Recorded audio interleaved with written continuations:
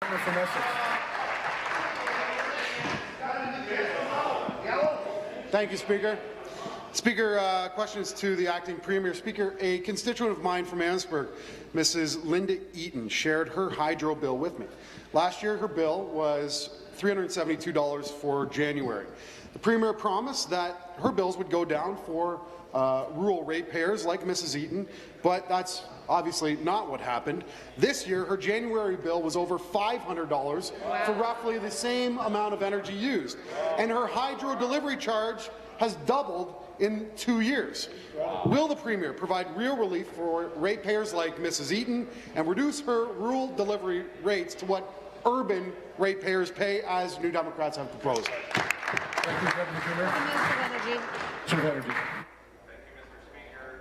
Very pleased to rise and respond because, Mr. Speaker, for those Hydro 1 R2 customers, which are 330,000 households, Mr. Speaker, they have seen a $60 reduction off of their delivery line, Mr. Speaker, and that's because we acted when we heard that many in rural and remotes and northern parts of our province are paying a higher amount, Mr. Speaker. But we do recognize that we need to do more, and that's why we're looking and working on a plan right now, Mr. Speaker, to provide more relief to specifically like the person that the honourable member mentioned, Mr. Speaker, because R2 only provides that relief to 330,000 households, Mr. Speaker. They do get that 8%, and we do recognize, Mr. Speaker, that those folks that do live in rural, remote, or northern parts of our province do pay a higher proportion on their bill.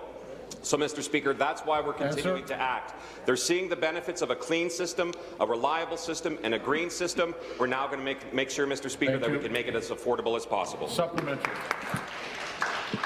Speaker, forgive me, but it sounds like another Liberal stretch goal, like the 15% off auto insurance that we never saw.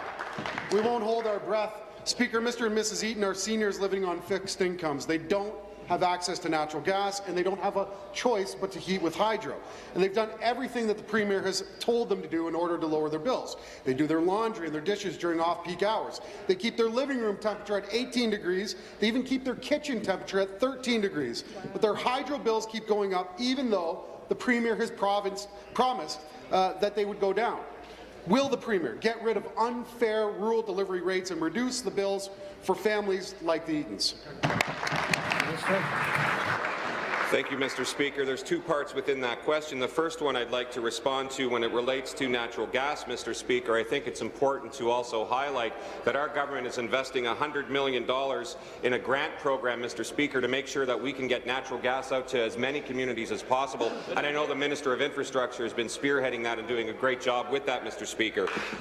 Yes, when it comes to, Mr. Speaker, doing more for families like the honourable member mentioned, we do agree, Mr. Speaker, that more needs to be done.